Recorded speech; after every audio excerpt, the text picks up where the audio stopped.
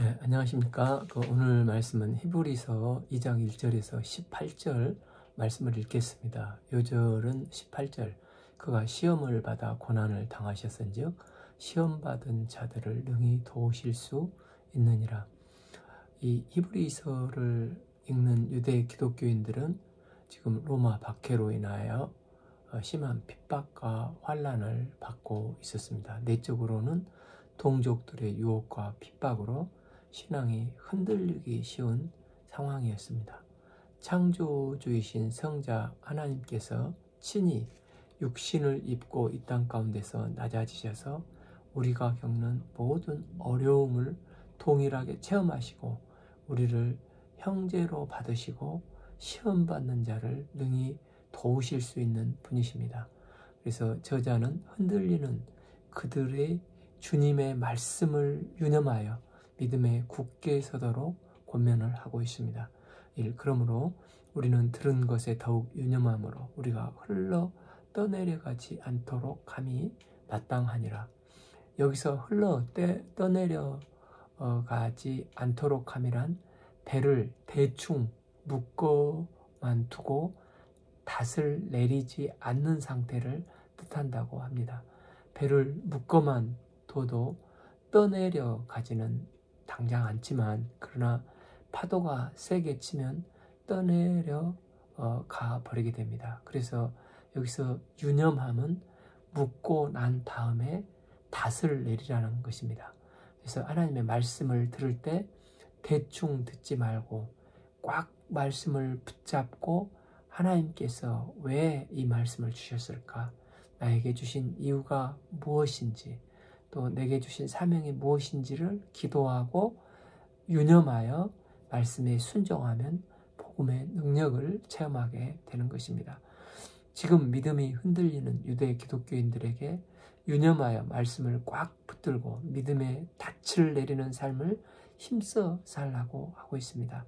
세상 가운데 시험과 유혹과 핍박의 파도들이 우리의 삶을 끊임없이 무너뜨리고자 하지만 우리가 복음에 대해 말씀에 대해 믿음의 닷을 분명히 내리고 유념할 때 우리는 결코 흔들리거나 난파당하지 않고 주님은 우리를 반드시 지켜주시고 인도해 가십니다. 이 천사들을 통해서 하신 말씀이 견고하게 되어 모든 범죄함과 순종하지 아니함이 공정한 보응을 받거늘. 여기서 천사들을 통해서 하실 말씀은 구약의 율법의 말씀을 말합니다.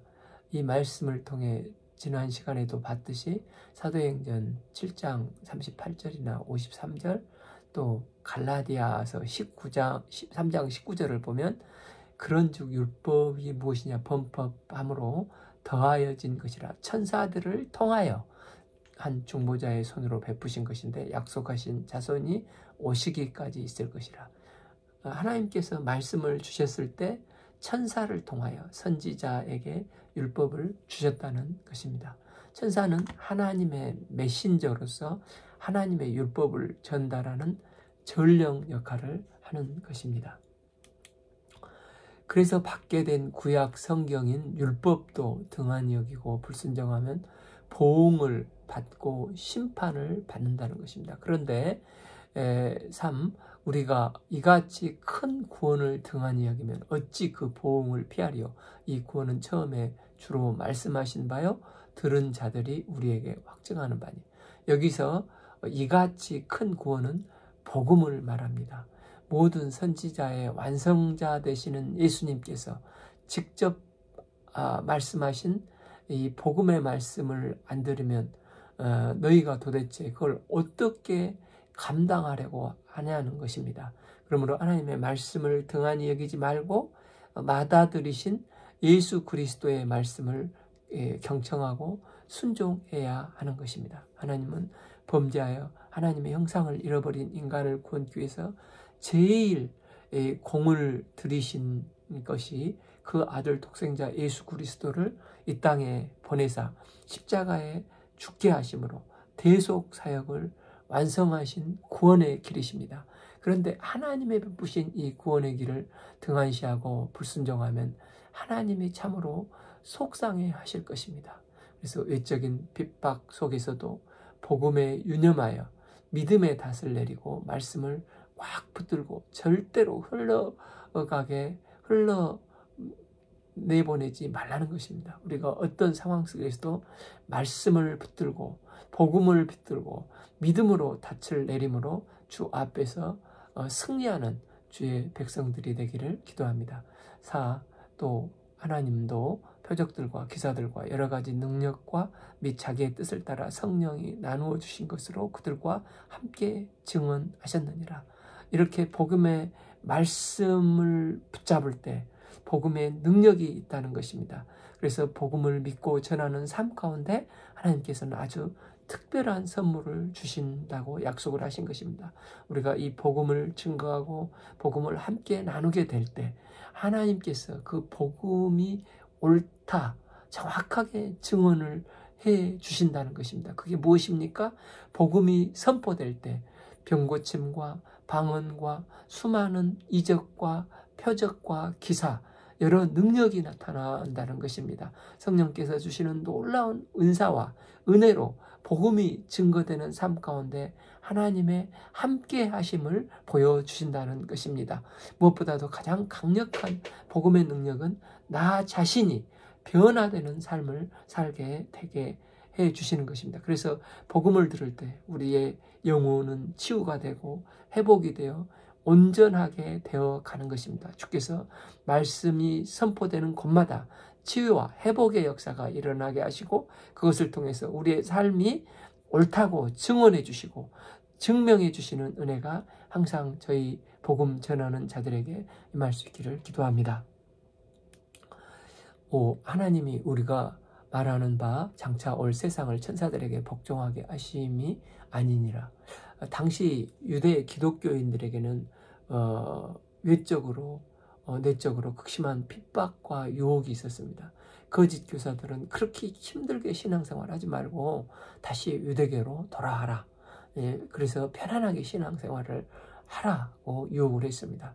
그러면서 그들은 예수님이 메시아라면 천사의 영광보다 더한 게 메시아일진데 천사보다도 못하게 초라하게 이 저주의 십자가를 졌으니 메시아가 아니라는 것입니다.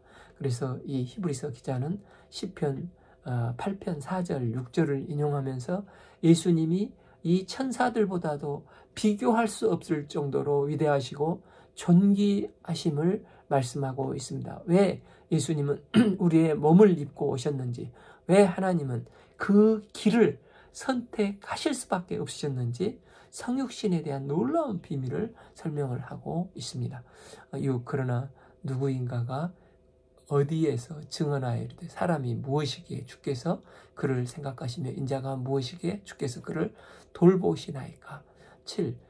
그를 잠시 동안 천사보다 못하게 하시며 영광과 존귀로 관을 씌우시며. 우리 인간들이 볼 때 예수님의 성육신과 죽으심은 잠시 천사보다도 못하고 별 볼 일 없이 보일지 모르지만 그건 잠깐이라는 것입니다. 하나님은 십자가와 부활의 복음을 완성하신 예수님을 영광과 존귀로 관을 씌우셨습니다. 이로 이제 어떻게 되었습니까?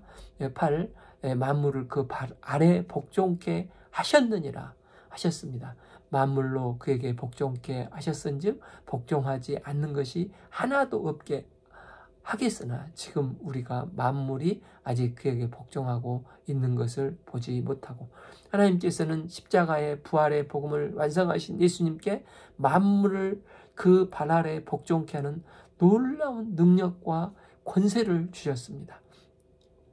나아가 예수 믿는 자들도 예수님과 함께 장차 만물을 그 발 아래 복종케 하시고 예수님과 함께 왕 노릇하며 다스리게 하십니다. 또한 그때 우리도 그분의 후사가 되어서 천사도 우리 인간을 섬기게 하는 영이 되게 하십니다.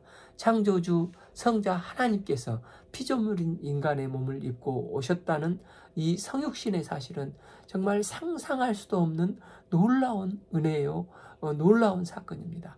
그래서 빌리 그라함 목사님은 성육신은 사람이 가장 징그러워하는 지렁이가 되는 것보다도 더욱더 힘들다고 말했습니다. 인간의 몸을 입고 오신 예수님은 우리 인간과 똑같이 배고픔도 느끼시고 피곤함도 느끼시고 연약함을 느끼시며 시공간의 제한을 받으셔야 했습니다. 온 우주보다도 크신 하나님께서 친히 창조주 하나님께서 이제 피조물이 되셔서 스스로를 제한 가운데 두신 것입니다. 오직 우리가 천사들보다 잠시 못하게 하심을 입은 자 곧 죽음의 고난을 받으심으로 말미암아 영광과 존귀로 관을 씌우신 예수를 보니 이를 행하심은 하나님의 은혜로 말미암아 모든 사람을 위하여 죽음을 맛보려 하심이라. 지금 히브리 기자는 하나님의 말씀이시요 하나님의 아들이라 선포했던 성육신의 예수님이 죽음의 고난을 받으심으로 말미암아 영광과 존귀로 간을 쓰신 예수를 바라보고 있습니다. 그래서 우리도 믿음으로 예수를 보게 하고 성령 안에서 예수님을 보도록 권하면서 잠시 동안 천사보다도 못하게 하셨다는 것입니다. 창조주 예수님이 사람이 되신 이유는 죽음의 고난을 맛보려고 사람이 되셨다고 하는 것입니다. 요즘 맛보는 것을 많이 하지 않습니까? 유튜브를 보면 맛집을 찾아다니면서 소개하고 맛보는 게 엄청 많이 제시하고 있습니다. 그런데 모든 좋은 것, 특이한 것을 맛봐도 죽음을 맛보려 하는 사람은 하나도 없었습니다.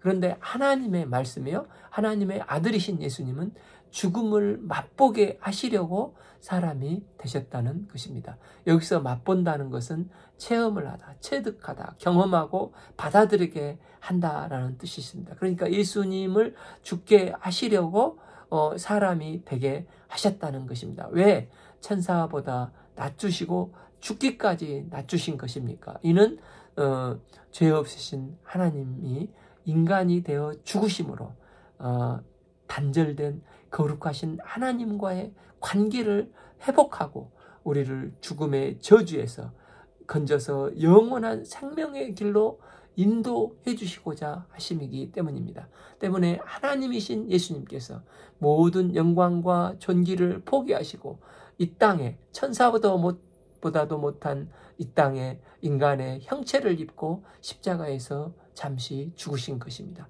그런데 유대인들은 이 예수님을 볼 때 별 볼 일 없는 존재로 생각하고 있는 것입니다. 그들은 하나님이면 대단하신 분이신데 하나님의 아들도 대단한 존재일 것인데 그런데 그런데 예수님께서 다윗과 같이 정치적 군사적으로 힘있는 슈퍼맨 같은 메시아도 아니고 자기와 똑같은 육신을 입고 자신들과 똑같이 생긴 것입니다. 그러니 저게 무슨 메시아야? 우습게 생각한 것입니다. 그래서 히브리 기자는 예수님이 천사보다도 잠깐 못하게 된 이유가 무엇인지를 설명을 하는 것입니다. 그러므로 만물이 그를 위하여 또한 그로 말미암으니가 많은 아들들을 이끌어 영광에 들어가게 하시는 일에 그들의 구원의 창시자를 고난을 통하여 온전하게 하심이 합당하도다. 예수님은 누구신가? 그분은 만물 위에 계시고 만물을 다스리는 창조주이십니다. 이분이 많은 아들들을 영광 가운데 들어가게 하신 것입니다. 많은 아들들은 바로 죄인인 우리들을 말합니다. 죄인은 영광을 받을 자격이 하나도 없습니다. 그런데도 예수님께서 이 놀라운 은혜의 길을 열어주신 것입니다. 예수님은 어떻게 죄인인 우리를 그분의 영광 가운데 들어가게 해주셨습니까? 그것은 성육신과 십자가, 고난을 통해서 부활의 능력을 통해서 이 모든 것을 통해서 죄인인 우리가 하나님의 영광 가운데 나갈 수 있는 길을 열게 되신 것입니다. 그래서 요한복음 14장 6절 예수께서 이르시되 내가 길이요 진리요 생명이니 나로 말미암지 않고는 아버지께로 올 자가 없느니라 하셨습니다. 예수님이 새롭고 산 길, 영광의 길을 나가게 해주셨습니다. 예수님은 우리를 구원기 위해서 고난의 창시자, 즉 개척자, 안내자가 되셔서 예수 믿는 우리를 천국까지 인도해 주시는 것입니다. 예수님의 고난 중에 최고의 고난은 무엇입니까? 우리는 십자가에 집중하면서 십자가를 생각하는데 그 전에 먼저 예수님은 어떻게 하셨습니까? 10일 거룩하게 하시는 이와 거룩하게 하심을 입은 자들이 다 한 근원에서 난지라. 그러므로 형제라 부르시기를 부끄러워 아니하시고, 다시 말해서 예수 그리스도도 하나님의 아들이시고 구원받는 우리도 아버지라 부를 수 있었기 때문에 예수님과 우리는 하나이고, 그래서 예수님은 우리를 형제라 부르신다는 놀라운 말씀을 하시는 것입니다. 예수님께서 성육신 하셨기 때문에 이 일을 이루신다는 것입니다. 12 이르시되 내가 주의 이름을 내 형제들에게 선포하고 내가 주를 교회 중에서 찬송하리라 하셨으니, 또 13 다시 내가 그를 의지하리라 하고 또다시 볼지어다 나와 및 하나님께서 내게 주신 자녀라 하셨으니, 죄인인 우리가 구원의 은혜를 덧입고 거룩한 하나님의 자녀가 되었습니다. 예수님과 함께 하나님 나라를 상속받게 된 것입니다. 상상할 수도 없는 놀라운 은혜가 내 인생 가운데 임하게 된 것입니다. 죄인이었던 우리를 예수님은 이제 어떻게 대해 주시는 것입니까? 형제라 부르시기를 부끄러워 아니하신다는 것입니다. 예수님께서 죄 많고 허물 많고 이기적이고 불순종한 엉망인 나를 위해서 죽으시고 나의 죄를 용서하시고 이제 너와 나는 한 형제야 말씀하시면서 우리를 부끄러워하지 않으신다는 것입니다. 여기서 형제가 되었다는 것은 우리와 같은 레벨이 되셨다는 것입니다. 우리는 신앙 선배로서 기도를 많이 하거나 또한 헌신하는 모습을 보면 참 훌륭한 분이구나, 나도 저분을 배워야지 하고 존경심을 갖습니다. 또한 주 안에서 낮은 자를 희생하며 섬기는 것도 기쁨으로 할 수가 있습니다. 그러나 진짜 힘든 것이 무엇입니까? 그들과 똑같아지라고 하면은 너무 힘이 듭니다. 그런데 창조주 예수님은 구속받은 우리를 형제로 여기시고 공생의 기간 그 길을 가셨습니다. 예수님은 세리와 함께 밥을 먹고 죄인들과 함께 있는 것을 부끄럽게 여기지 아니하시고 한 형제요 자매라고 하셨습니다. 그리고 이것을 정죄하는 바리새인들을 향해서 나는 의인을 부르러 온 게 아니라 죄인을 부르러 왔다 하시면서 함께 즐겁게 식탁 교제를 나누셨습니다. 예수님은 십자가에서 죽으시면서까지 홀로 장엄하게 죽으신 게 아니라 양 옆에 십자가에서 못 박혀 죽어야 할 흉악한 강도들과 함께 십자가에 못 박혀 죽으셨습니다. 예수님은 형제가 되기를 마다하지 않고 그 길을 죽기까지 고난의 길을 가면서 회개한 마지막 강도 한 형제를 낙원으로 인도하신 것입니다. 우리가 제일 힘든 일이 무엇입니까? 같아지는 것입니다. 아무리 연약하고 부족한 사람일지라도 부끄러워하지 않고 그들과 같아진다는 것은 참으로 중요한 것입니다. 그래서 우리는 교회에서 많이 배우거나 적게 배우거나 돈이 많거나 작거나 주 안에서 한 형제, 한 자매라고 부릅니다. 이는 혈연 관계로 이루어진 형제자매가 아니라 예수님을 우리 주요 그리스도로 고백하고 하나님을 아버지라 고백함으로 주 안에서 한 형제가 된 것입니다. 또한 예수님은 요한복음 15장 15절에서도 이렇게 말씀하셨습니다. 이제부터는 너희를 종이라 하지 아니하리나 종은 주인이 하는 것을 알지 못함이라 너희를 친구라 한다고 하셨습니다. 예수님은 우리를 형제가 되게 하시고 우리를 친구 삼아 주십니다. 웬 크신 이 은혜입니까? 사실 우리는 살다 보면 외로울 때도 많고 힘들어서 좌절할 때도 적지 않고 낙심이 되어서 어떻게 해야 될지 그냥 유도의 기독교인들처럼 주저앉고 싶을 때가 많습니다. 그런데 예수님께서 우리를 너 그것밖에 안 돼 하고 부끄러워하지 아니하시고 우리를 한 형제라고 부르시고 친구라고 불러주시고 우리와 임마누엘 하시는 것입니다.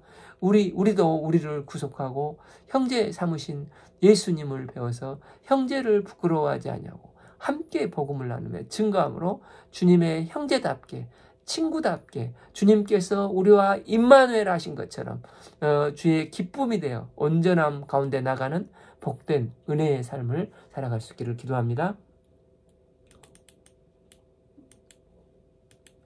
14. 자녀들은 혈과 육에 속하였으며 그 또한 같은 모양으로 혈과 육을 함께 지니심은 죽음을 통하여 죽음의 세력을 잡는 자 곧 마귀를 멸하시며 하나님께서 앞에서 봤듯이 하나님께는 두 종류의 자녀가 있습니다. 첫째는 완전하신 하나님의 아들 예수 그리스도이시고 또한 한 부류는 양자된 성도가 있습니다. 그런데 혈과 육에 속한 아들이 범죄하여 죄 가운데 살아가고 있었습니다. 그러므로 하나님이 그 아들을 피조물인 혈과 육에 속한 사람이 되게 하셨습니다. 죄의 싹은 사망이기 때문에 죄 지은 인간의 죄의 싹이 되어서 십자가에서 그 예수님을 못 박혀 죽이신 것입니다. 이로 우리의 죄를 용서하시기 위해서 우리가 받아야 될 모든 죄의 싹과 저주를 그분이 대신 받고 우리를 용서하신 것입니다. 그분에게 모든 죄를 전가시켜서 우리 대신 죽음을 당하게 하셨습니다. 그런데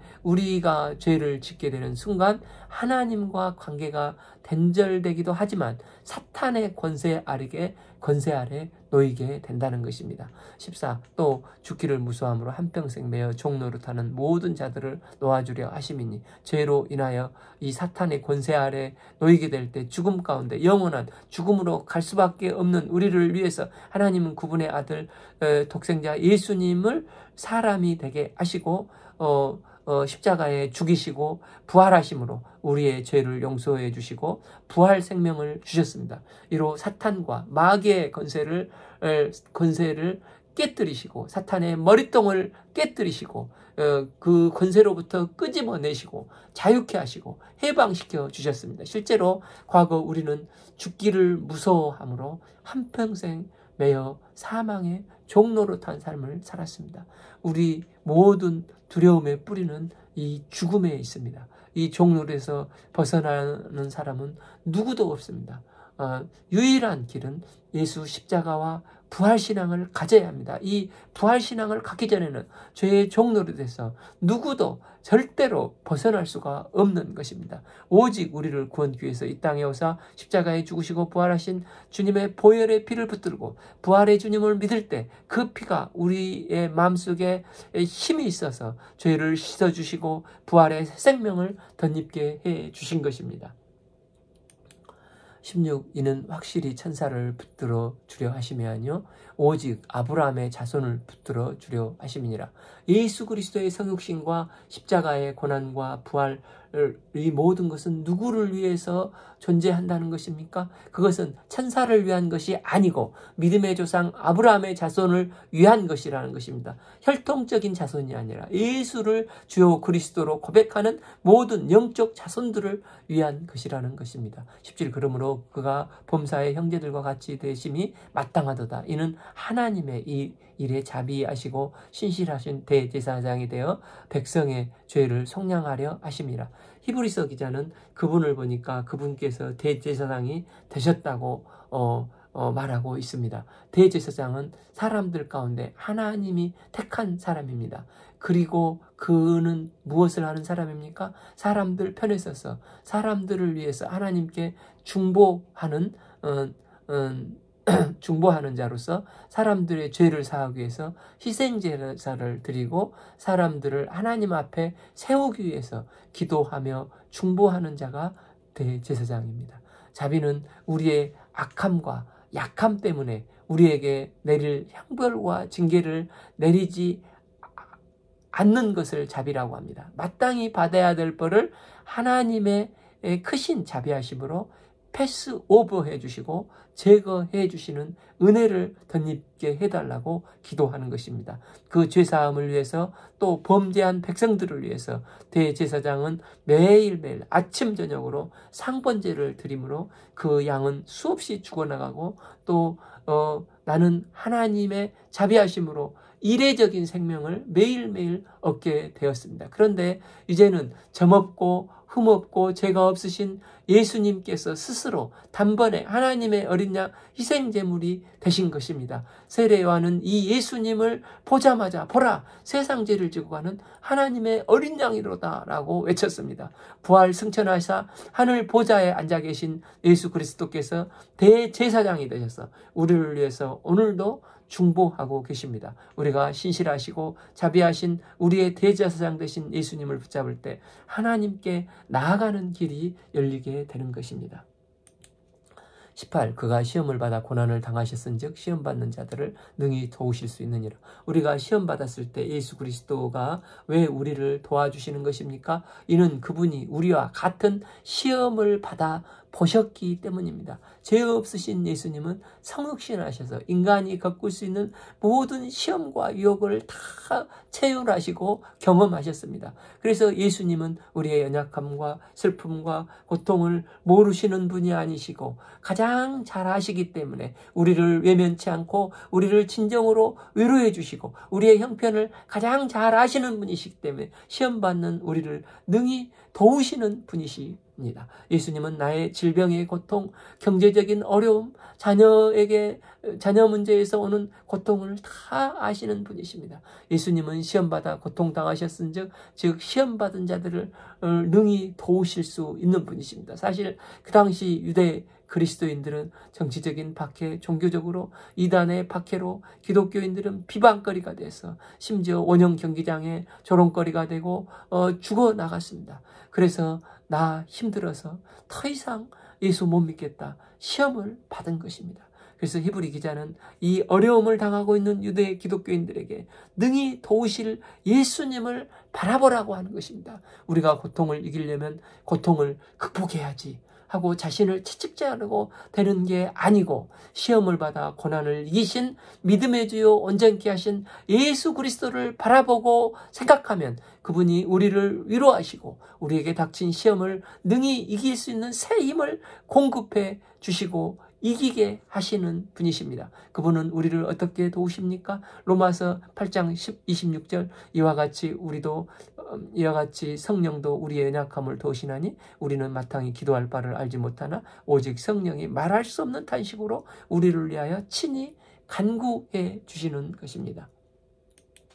예수님은 십자가에 죽으시고 부활 승천하셔서 지금도 하나님 보좌의 우편에 셔서 제사장으로 중보 기도를 하시며 우리를 돕고 계십니다. 또 예수님은 또 다른 보혜사이신 성령님을 우리 속에 보내주셔서 성령을 통해서 우리를 영원히 돕고 계십니다. 그래서 히브리서 4장 16절에서 그러므로 우리는 긍휼하심을 받고 때를 따라 돕는 은혜를 얻기 위하여 은혜의 보좌 앞에 담대히 나갈 것이니라 하셨습니다. 예수님은 우리를 대제사장의 중보 기도를 하실 뿐만 아니라 우리가 예수의 피를 의지하여 성령 안에서 하나님 앞에 담대히 나가는 순간 우리는 은혜의 보좌 앞에 서게 되고 친히 주님의 도우심을 받게 됩니다. 예수님은 이 일을 위해서 사람이 되셨고 죽으셨고 이제는 대제사장이 되셔서 우리에게 자비를 베풀어 주시고 계시니 이 예수님을 보라고 말씀하시는 것입니다. 그래서 예수님이 구약의 선지자보다도 뛰어나신 참 선지자이시며 또한 예수님은 천사보다도 뛰어난 분이시오. 예수님은 제사장보다도 뛰어나신 분으로 우리가 믿는 예수님이 가장 우월하신 분이시니 이 예수님을 붙들고 사는 인생이 복되다는 것입니다. 우리를 구속하시고 우리를 형제라고 말씀해 주신 주님은 시험을 받아 고난을 당하셨은즉 시험받는 자들을 능히 도우실 수 있는 분이십니다. 우리가 이 예수님께 나가서 위로를 받고 새 힘과 용기를 덧입어서 우리의 힘으로 되지 않는 어려운 나의 상황 속에서도 우리를 도우신 예수님을 의지하여서 굳게 붙잡음으로 승리하여 전진하는 복된 성도의 삶이 될 수 있기를 기도합니다. 오늘 말씀은 히브리서 2장 1절에서 18절 말씀을 읽었습니다. 감사합니다.